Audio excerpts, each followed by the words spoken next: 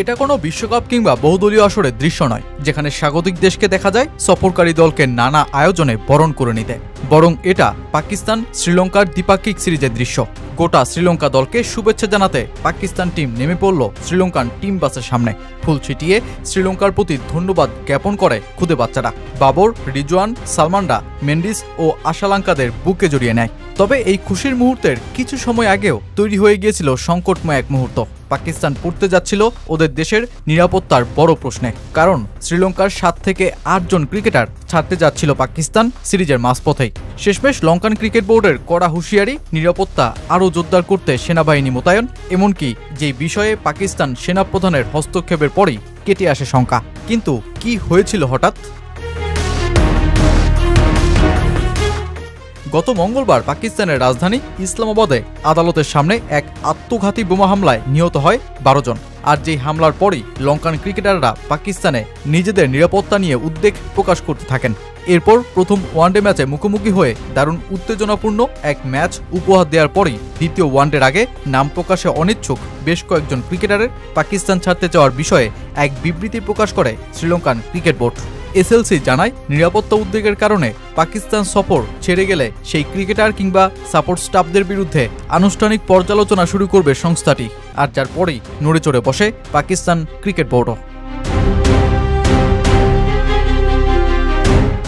শ্রীলঙ্কার সাথে চলমান ওয়ানডে সিরিজের পরই শুরু হবে 17 থেকে 29 নভেম্বর শ্রীলঙ্কা, পাকিস্তান, জিম্বাবুয়েকে নিয়ে ত্রিদেশীয় সিরিজ।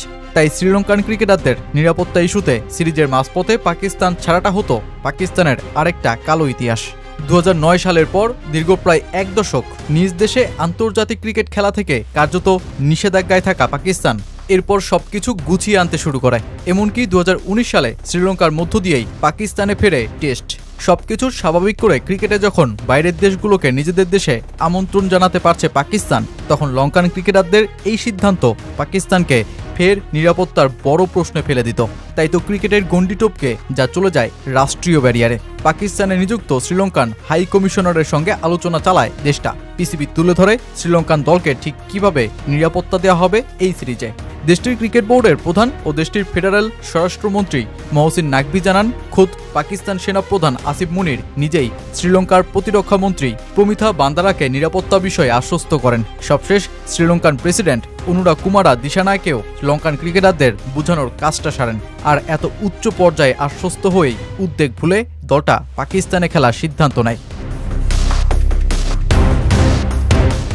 শ্রীলঙ্কান ক্রিকেটাররা তাদের সিদ্ধান্ত পরিবর্তন করে নিরাপত্তা প্রশ্নে মান বাঁচিয়েছে পাকিস্তানের। আরেকটা অন্ধকার পথে পাকিস্তানকে নানা মনোর এই সিদ্ধান্তের জন্যই শ্রীলঙ্কাকে উপহার হিসেবে দারুণ সংবর্ধনা জানায় দেশটা। রিজওয়ান, আফ্রিদি, সালমানরা ভিডিও বার্তাতেও জানায় শ্রীলঙ্কাকে ধন্যবাদ। আর পাক সরকার ওদের নিরাপত্তায় নেয় বিশাল কর্মযজ্ঞ। দেওয়া হচ্ছে রাষ্ট্রীয় পর্যায়ে নিরাপত্তা। রেঞ্জার্স পুলিশ বাহিনীর সাথে যৌথভাবে সেনাবাহিনীকেও নামায় পাকিস্তান।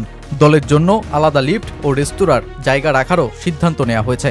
আর বেশ কয়েকদিনের টানা উত্তেজনার পর শেষমেশ একদিন পিছিয়ে ফের শুরু হতে যাচ্ছে শ্রীলঙ্কা পাকিস্তান সিরিজ।